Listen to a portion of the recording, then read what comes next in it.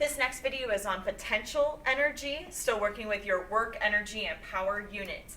So the first thing here is potential energy is defined as stored energy.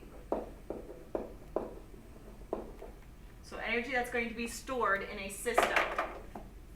Looks really sloppy.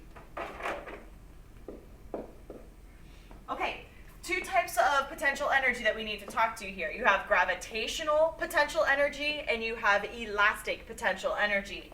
First thing we'll talk about is gravitational potential energy, which it is defined as energy associated with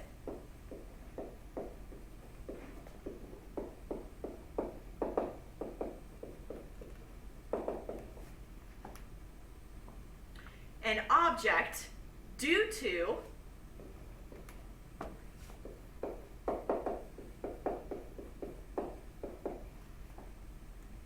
the object's position relative to a gravitational source.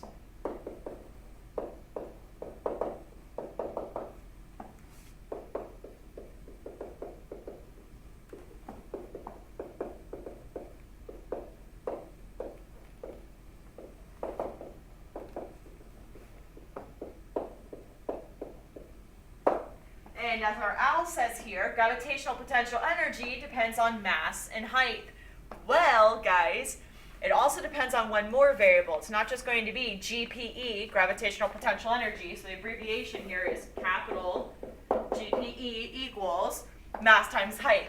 That's not only it. Stop and think about the wording of this. What other variable has to be taken into consideration?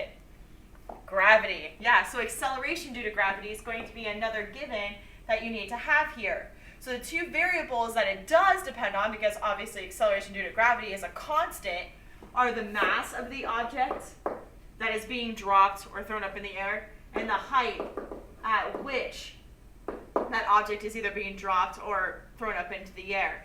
So the equation is GPE equals mgh, whereas h is going to be the variable that you're probably going to want to change. You may also see this written as PE with the lowercase g equals mgh. It reads the same way, guys. Now, the story that I want to continue with this is, what if you need to know the change in gravitational potential energy? That would be GPE final minus GPE initial. Well, what variable is it? The initial what minus the initial what? Is it the initial mass and the final mass? Well, probably not, because the mass shouldn't be changing as an object is falling or being thrown up in the air. And obviously it's not g. So the breakdown of this would be mghf minus mghi. Just keep that in mind, please. Okay, elastic potential energy. This is going to be abbreviated EPE. Okay, this is defined as energy stored in a compressed or stretched object. Notice how it's object. So it could be a spring, it could be a string, it could be a bungee cord, it could be a wire, it could be fishing line, whatever. Okay, so once again, it's defined as energy stored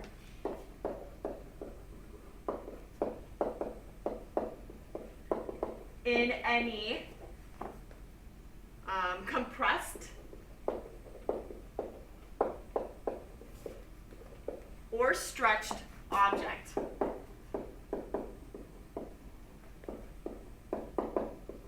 Guys, this should make sense. If you're stretching and compressing something, what variable about that object are you changing? Stop and think about that. If you're compressing something or if you're stretching something, you're changing its displacement. So what we're really going to call it is distance. Okay, so the distance object is stretched or compressed.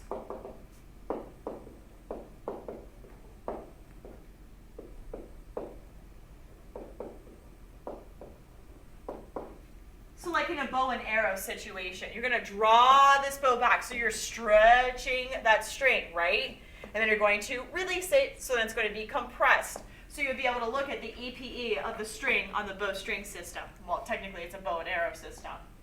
So the equation that you're going to use here is EPE equals 1/2 kx squared. EPE equals 1/2 kx squared. Whereas K stands for your spring constant. Ooh.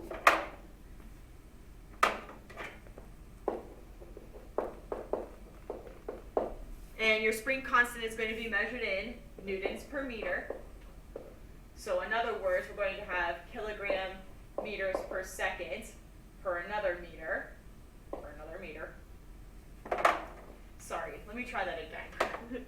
You're going to have kilogram meters per second squared times a negative meter.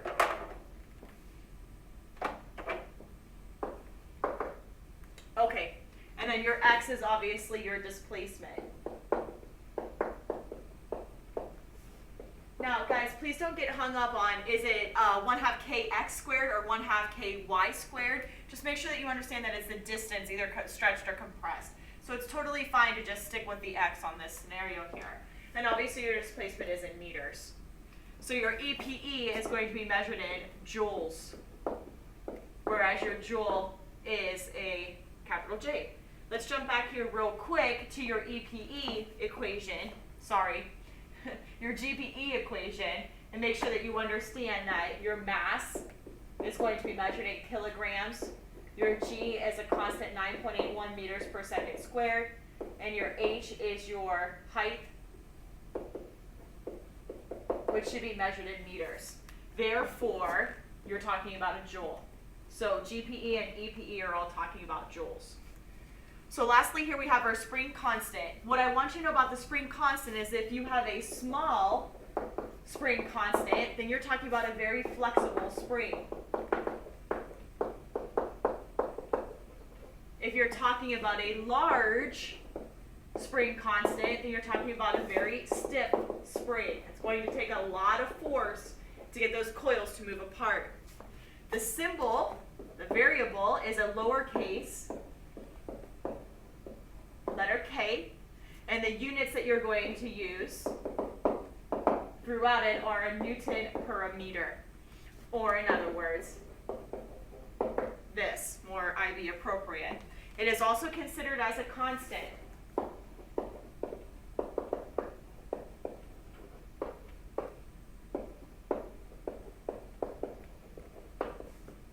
As well as being a positive value.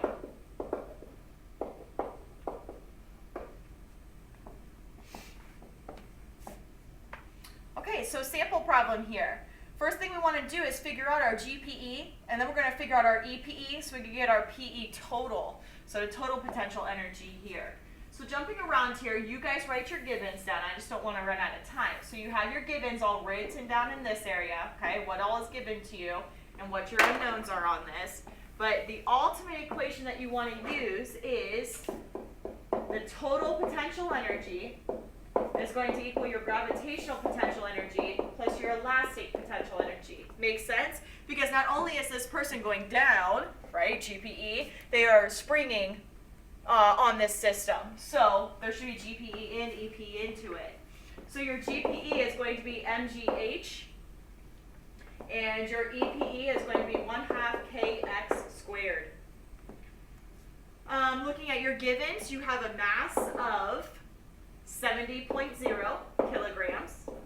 You have a 9.81, as well as a height of 6.0. Get that answer. Let me move this over a little bit so we can see it a little bit clearer. To that, you're going to add 1/2 times 71.8 times 29.0 squared. Put that in one quantity, so you'll get these two separate answers. You should get 4120 for your GPE, and you should get 30,200 for your EPE. So adding them together should give you a calculator answer of 34,320. Your final answer, looking at your givens and unknowns, will give you a total potential energy of 3.43 times 10 to the 4th joules. 3.43 times 10 to the 4th joules. Okay, so long story short, you have EPE as well as GPE when it comes to potential energy. They are both forms of mechanical energy though.